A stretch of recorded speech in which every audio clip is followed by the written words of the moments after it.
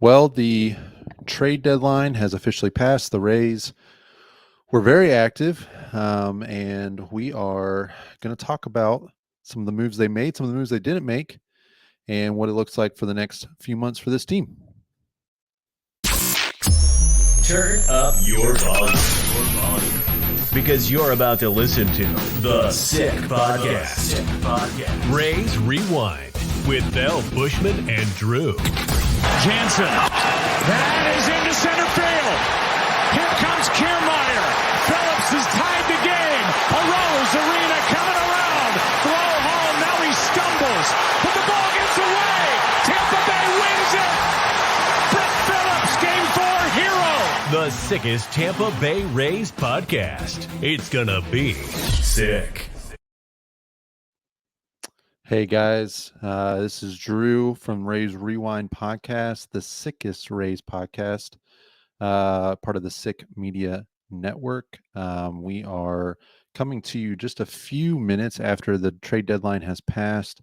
I am flying solo today. My co-host Evan is on a work trip, so it'll just be me today. So we're just going to go through some of the things that happened today from the trade deadline, from the Rays perspective, some of the things that they end up not doing, what that means for the team moving forward, and where this team stands now, and kind of looking ahead to the next few months as the season winds down. We'll also cover, if I can get to it in time, we'll cover just my thoughts on Zach Eflin's comments about Tampa fans. So let's get into it. So the trade deadline, the Rays obviously were one of the busiest teams leading up to the deadline. I think they traded, I think it was 5 major leaguers. You had Isaac Paredes, Jason Adam. You have Randy Arozarena, of course.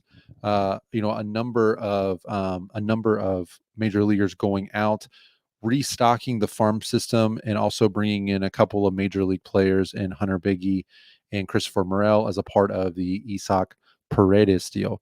Coming into today, there was talk of the Rays potentially trade, being active as still. Obviously, several names are being thrown around. Yandy Diaz, Brandon Lau, Pete Fairbanks, Zach Littell, Colin Poche, Sean Armstrong, you name it. Is pretty much everybody outside of Taj Bradley and Ryan Pepio that seemed like that were potentially on the move. And coming into the deadline, we've done a number of videos, myself and Evan, after some of these bigger trades. Obviously, Randy Arozarena, Zach Eflin going to the Orioles. I forgot to mention him earlier. In the Isaac trade, you kind of just were a little surprised. I was shocked a little bit by the volume that the Rays were trading. Everything we've heard up, leading up to the deadline was that the Rays would kind of thread the needle and buy and sell, and they're really not out of the race. It's never felt like they're actually a playoff team this year. But being only 3.5 games out of the wild card, there's other teams in the National League that are the same, if not more games out, that are considering themselves buyers and going for it. Whereas the Rays, really, it seemed like, buy and sell. This might not be the team to do it this year. So we're going to trade some pieces. We're going to bring some pieces in. And ultimately that's kind of what they did. But the extent of the selling was much greater than I think a lot of people really anticipated. And so coming into today, I was really preparing myself for guys like Yandy, Pete Fairbanks to be moved, because frankly, it was a seller's market. The amount of value teams were getting back, especially for relievers, I just kind of felt like it made sense for the Rays to go ahead and just make some of these moves, even though I wasn't a fan of a full-on sell heading into the deadline. But given what the market was showing, it really seemed like this was the time to strike if you're the Rays. And fans would obviously complain, you're getting rid of a bunch of fan favorites, and I get that. But understanding the market and what's available and what you can get in return can make a huge difference, and certainly is a huge motivator for moving guys maybe that you weren't thinking of moving. So I was kind of anticipating another busy day for the Rays. To be honest, I was kind of excited to see what happened. even though some of these guys that I've really grown to love as a fan could be on the move, I was really excited about just some new players coming in, and especially the returns that they could get for maybe Diaz and Fairbanks, and maybe even a guy like Zach Littell. And so we are now 20 minutes past the deadline, um, officially ending, and the Rays made a couple of moves today, but none of the big names. No one, Yandy, uh, Pete Fairbanks, Brandon Lau, none of those guys ended up leaving. They're all staying put. Zach Littell as well, it seems like. And so it's been really kind of a roller coaster day of expectations of guys you think you're going to be leaving, and now they're staying. The moves that the Rays did make, they did trade Sean Armstrong, seemingly at the buzzer, to acquire Dylan Carlson, who's a reliever from St. Louis, who I haven't been following the St. Louis outfielder situation super closely. But Dylan Carlson was somebody who was, I think was a starting outfielder for them a handful of years ago, and then it's just kind of fallen out of favor with the team and with management, and just really not getting much playing time these days. And so it seems like it's kind of a fresh start for him. And I don't know how that'll mix in with the current outfielders that the Rays have. Obviously, DeLuca is going to get a lot more playing time. Josh Lowe, Richie Palacios can go out there and play. Can play. Jose Siri, obviously. Christopher Morel has been, can play left field. We've been told by Eric Neander that he's, his best position is probably second base, but Brandon's sticking around. Who knows where these guys will end up, slotting in. Dylan Carlson is going to have 2 more years of arbitration, so he's under team control through 2026. So it's a guy that, with a change of scenery, he's making $2.35 million this year. Change of scenery, perhaps he could be a guy that provides some really valuable depth in the outfield spot. You don't necessarily have a lot of your guys in AAA that maybe you think could come up into 2025. There's really not a lot of guys in the outfield per se that you see making any sort of immediate impact on the team, whether it's towards the end of this season or into next year. So Dylan Carlson, obviously, can come up, provide some depth. He does have options available, it seems like. So they could, in theory, send him to AAA for a little bit, let him kind of get his feet wet down there, and then bring him back up at some point this year. But, Sean Armstrong's a guy who has been valuable for the Rays in the past. Now he's on his way out, really struggled of late this season, and really not looked like himself. He's a free agent at the end of the season, so kind of felt like he was an easy target for the Rays to, find a team that would be willing to take him on, who needs a little bit of bullpen help and maybe get something of value. So the fact that they were able to get a major league player back for Sean Armstrong was a pleasant surprise. So, all the best to Sean in St. Louis. They also made a smaller trade with the Mets, trading Tyler Zuber to the Mets for a minor leaguer. I would need to find who that is. Hold on one second. It was for minor league reliever Paul Gervais, who currently is he's a 24-year-old reliever. He's currently in Double-A with a 3.25 ERA. So who knows? We might see him in a few years. But obviously Tyler Zuber, kind of the last man in the bullpen there, and that was done in order to make room for Hunter Biggie. So really today it was kind of, honestly, a little unexpected, in my opinion, that the Rays were as quiet as they were. It does look like the Rays also just picked up somebody. Hold on. Breaking news as we're recording. It looks like the Rays also picked up, perhaps they picked up JD Davis is what I'm seeing. Hold on one second. I don't see anything. I just got a text about it. I'm not seeing anything official yet, so we'll see. He was just DFA'd by the Yankees, with Jazz Chisholm getting brought into the Yankees. So we'll see what that looks like. I'll check in a few minutes. But really today, a lot of inactivity for the Rays, what was expected to potentially be a very active day. And ultimately, I guess I am a little disappointed because I got excited about the potential returns that the Rays could get. But, having guys like Yandy in the lineup every day at first base, leadoff, I think given how much talent they've traded away, especially from the position player pool, and you would think that with some of the guys they've got coming up, you have a guy like Christopher Morel coming from the Cubs who's new to the team. You have, hopefully at some point, Junior Caminero coming up at some point this year.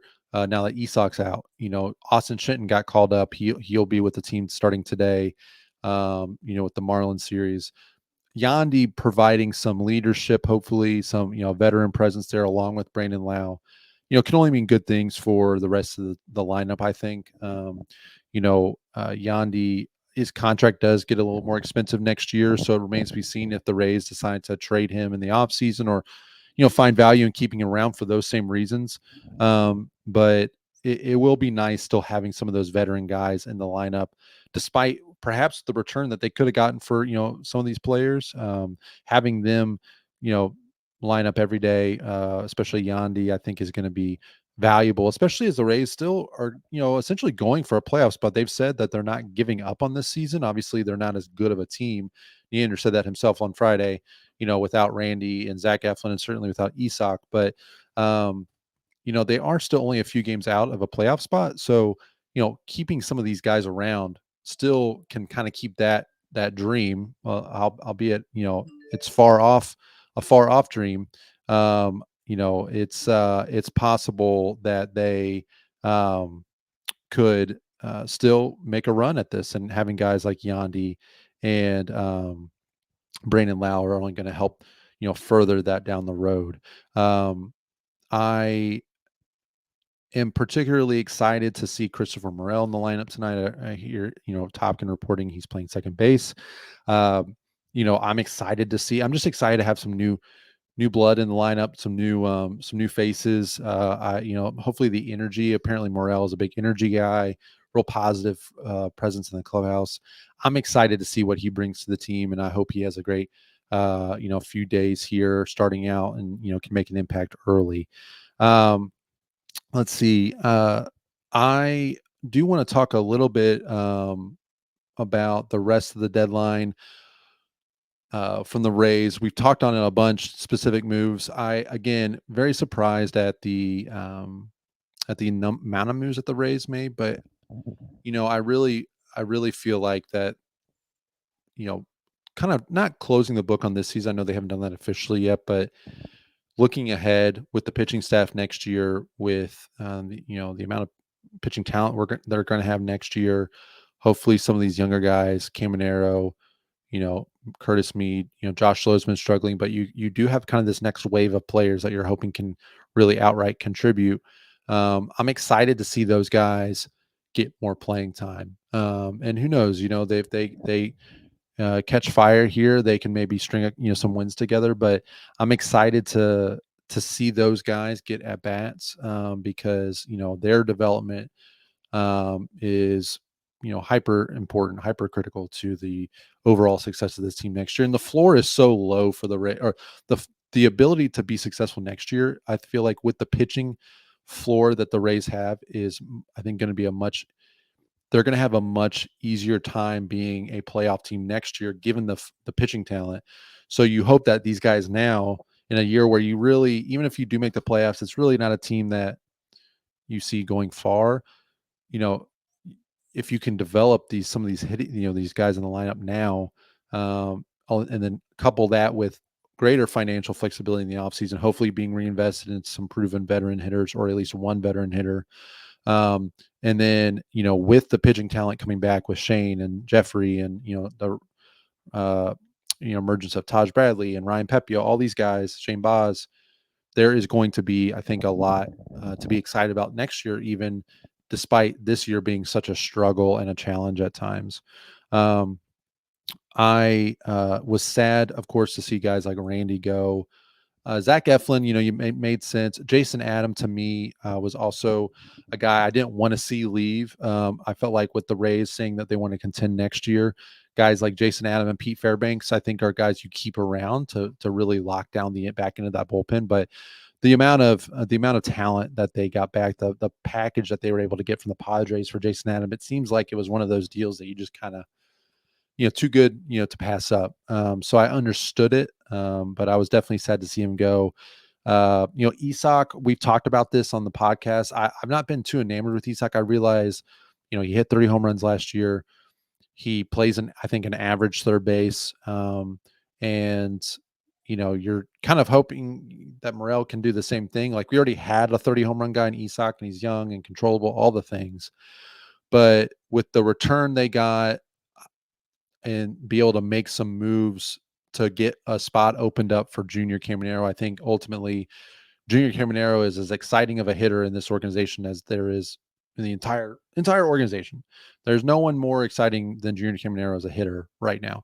So be able to create a pathway for him to hopefully very soon come up to the team, and then be able to get a guy back in return that you have been enamored with, it seems like, for a while now, and Christopher Morel, who can probably replicate what Isak was doing offensively, on top of being a more athletic player and be able to, have a little bit more versatility.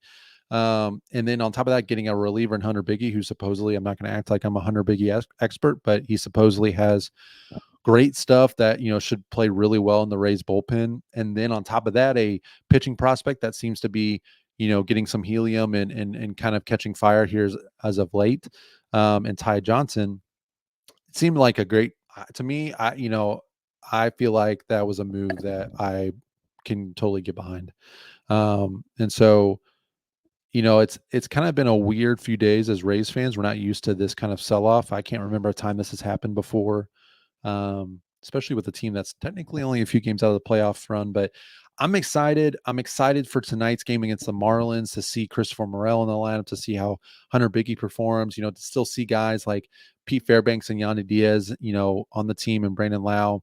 Ultimately, guys like Pete Fairbanks and Yandy Diaz staying put also means that some of our biggest rivals, the Yankees especially, was a team that was in on Yandy. We heard over the weekend that Pete Fairbanks was apparently close to be going to the Yankees. There was reports of that. So to know that those guys are still staying put, and then on the flip side, also not going to teams that, as Rays fans, that would be really hard for us to stomach, right? Seeing Yandy potentially in an Astros uniform as early as this next weekend, or, Yandy and Pete in a Yankees uniform, regardless of the return, that still would have been really hard for us to see. So, and hard for us to stomach. So I'm glad that we don't have to experience that. And I'm glad they're still on the team. And I'm excited to see what the Rays do here on out, because frankly, this is a team that always seems to outperform expectations. And right now, not many people are expecting much of the team. They haven't earned those expectations. They haven't earned the expectation of being a good team right now. But I'm hoping that some of these new faces can provide some energy. And, with a 2-game series against the Marlins, hopefully you can get a couple wins, and going into a couple tough series here in the next few weeks, stick around, hang around. You just never know what can happen. And I'm excited to see what transpires over the next few weeks with this team, and especially going into next year with a really exciting pitching staff, and hopefully some younger guys that are ready to step up and contribute. I did want to touch on a few of the other moves at the trade deadline real quick outside of the Rays. Just a couple thoughts on some of the AL East teams. It seemed like the Red Sox, made a couple moves for their bullpen, which is great for them. Obviously, their pitching's been really great this year. They're just, I think they're a good team. And they didn't make a huge move, but I'm, interested to see what happens with them. I know the Rays still have a couple of series left against them at the end of the season, so we're battling with them for a wild card spot. So it'll be interesting to see how that plays out. I think they definitely got better at the deadline. You saw a team like the Yankees, who went out and got Mark Leiter today for their bullpen, and for Jazz Chisholm earlier over the weekend. I would be willing to bet that Yankees fans are less than satisfied with their deadline. And I'm just double checking to make sure nothing came in late. for the Yankees. But yeah, they acquired De Los Santos, who's a reliever from the Padres with a 4-something ERA. They got Mark Leiter, they got Jazz Chisholm. Based on the names that the Yankees were in on for a while and what it seemed like they were, expecting to maybe get a guy like Yandy or Pete Fairbanks, that was being floated out there quite a bit. Kind of an underwhelming deadline, I would say. And I would be willing to bet that Yankees fans are not too happy.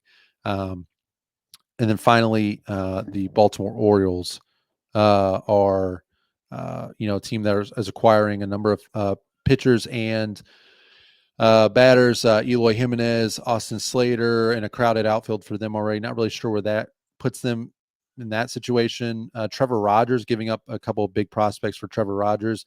They got better at the deadline. I'm surprised they didn't go more all in for some of the higher names, like maybe a Tarek Skubal or, Garrett Crochet. Some of these guys that, they have the prospect capital to acquire. They got better at the deadline. I still think they're going to win the division. But it'll be an interesting race for the division, and certainly at the back end of the wild card where the Rays are hanging out. And I'm excited to see what happens over the next, few months. Finally, I wanted to address Zach Eflin's comments real quick after the game yesterday. Took a shot at Tampa Bay fans, saying, the crowd in Baltimore was really into it. A little bit different than Tampa. And he said that after the game. Obviously, a big win for the Orioles in his first game as a pitcher. I'm a little surprised for him that he would say something like this. Again, it's not untrue. It's more of just the fact that it was unnecessary and he didn't have to say it. It strikes me as somebody who's maybe a little bitter about being traded from the team. He grew up a Rays fan from Orlando, was really excited about signing the deal. I'm disappointed that he made those comments. Again, I just, it's a low-hanging fruit. It's unnecessary. And for him to go out of his way to make those comments, was disappointing. And at this point, I'm kind of ready to say bye-bye to Zach. Obviously, he's on the Orioles. I'm not really upset about him not being on the team anymore. His ERA this year, it was certainly not as good as last year. He underperformed for us against the Rangers in the playoffs. And to be honest, him being the highest, biggest contract that we've ever given a free agent before, for him to go out and say that, to me, is not the classiest move. We don't know the context. Maybe we don't have audio of it, but just disappointing to hear. I'm sure, hopefully, the Rays will welcome him with a lot of hits and a lot of runs in a few weeks when the Orioles come back into town. But disappointing to hear from Zach, and we'll see how he does. He's a good fit for that team. He's going to go out there. He's not going to implode. They have the offense to score runs for him. So it'll be exciting to see him, see how he performs, especially in the playoffs as, probably their third starter behind Grayson Rodriguez and Corbin Burns. But, we'll see what things look like when the Orioles come to town and how he performs against the Rays. Maybe they can, maybe the fans can make a little noise, let him know and be, into the game, as he says, apparently, that they're not. So, anyway, I am going to get out of here. The Rays start in just 10 minutes for the Marlins tonight. Jeffrey Springs on the bump. Excited to see him back with the Rays. Evan and I will be back later this week, perhaps maybe at the end of the weekend or early next week, talking about the team. But the trade deadline is over. I am excited to see what the team looks like and how they perform over these next few weeks with some of these new faces. Hopefully, Junior Caminero coming up. Please bring him up. Eric Neander, bring some excitement back to this team. But this is trade deadline is over. Rays are done, made a bunch of moves. It's a new team, folks. The second half of this, after post deadline, is a new Rays team, that is for sure. So let's go cheer them on. Hopefully, it's good results here early on, and we can kind of stay in this playoff race as long as possible. But appreciate y'all listening. Make sure you guys subscribe to our YouTube channel, and we will definitely be back sometime within the next week or so talking Rays baseball. Appreciate you guys, and y'all have a good night. Peace. And that's a wrap. Hope you don't miss us too much until next time. Follow the Sick Podcast Raise Rewind with L. Bushman and Drew on YouTube, Google Play, and Apple Podcasts.